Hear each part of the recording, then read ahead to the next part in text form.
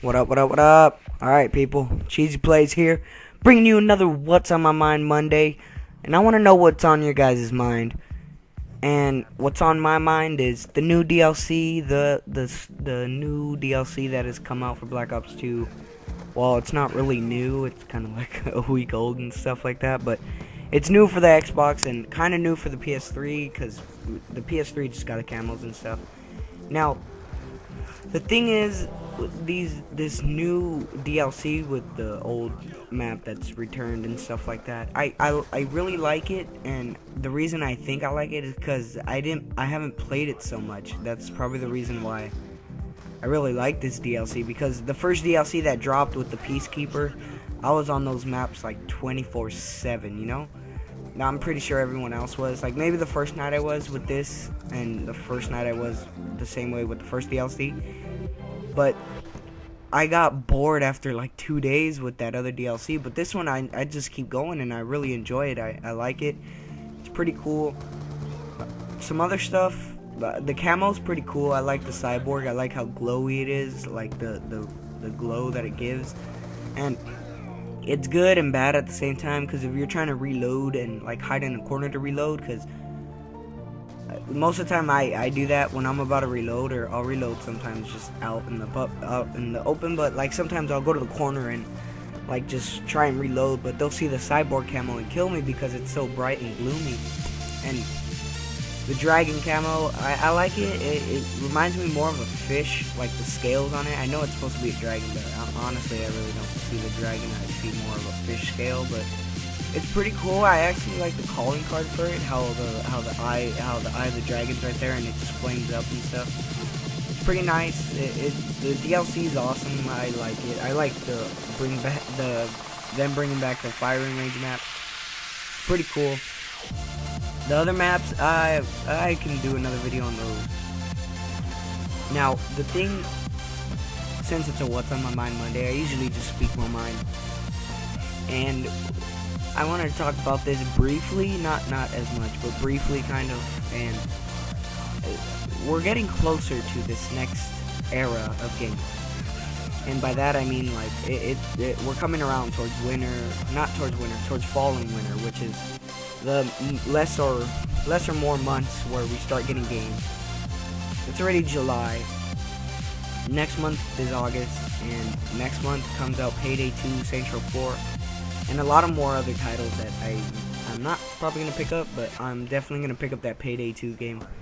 It looks beast, and if you guys actually have seen the collector's edition for it, it's actually pretty cool. You get a money wallet, which is pretty tight, and a lot more other stuff, you know. Now, this being a What's on My Mind Monday, I wanted to know what's up with you guys. How you guys been? I know I haven't been like posting. It's because I kind of go on a post, like when I post up a lot, and usually when I don't, I just don't.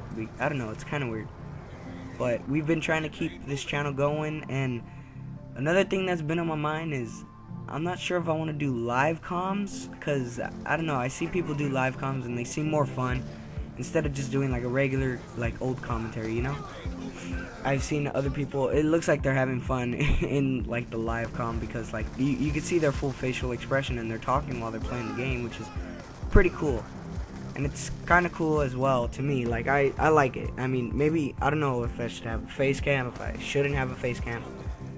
I don't know what I should do, but I kind of want to start getting into more live stuff. Maybe even walkthroughs. Not walkthroughs of games, more like, hey, I'm playing this game. If you want to come check out episodes, come watch them. You know, like more live stuff, not just this commentary stuff that I do most of the time. Because, you know, it's cool to do commentaries and stuff, but after a while, it's just, you know, it gets kind of like the same repetitive stuff, and I can get that, because it's Call of Duty gameplay, even to add that as well, because, you know, Call of Duty's everywhere. You have all these smaller channels that are trying to do it as well. Well, there's a small channel too, but you can get the point. You have other channels that are trying to start up, and they're, you know, then you have the bigger channels which are already up there. And one thing I've liked that I've been watching a lot on YouTube is like these commentator showdown things. I know the Apophis is gonna start doing one, and I've been watching Serial Assassin, and it's coming down to the finals. which is pretty cool. And and then T Martin, I believe, posted up a video like the other day about how they're gonna have a commentator showdown, but like they're gonna be the judges, which it kind of it's their channel. Don't get me wrong, it's their planning of the video, but I would prefer what the crowd thinks instead of these 3 judges. Like, you know, they could be like, oh well, his video quality was crappy, even though the guy did like an excellent job of a commentary and he was entertaining to the crowd. And if he has shitty quality, oh well, he has shitty quality, he's not qualifying to the next round. That's kind of the way I see it. Maybe, I don't know. Some other stuff is other games. I mean, I'm excited for towards the end of this year.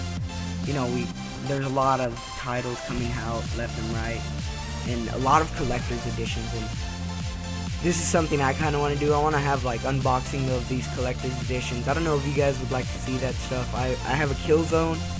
I bought the Killzone 3 Halgas edition, and it's freaking amazing. It's pretty cool. I love the helmet and stuff, and it comes with a little Halgas sniper, which is also badass.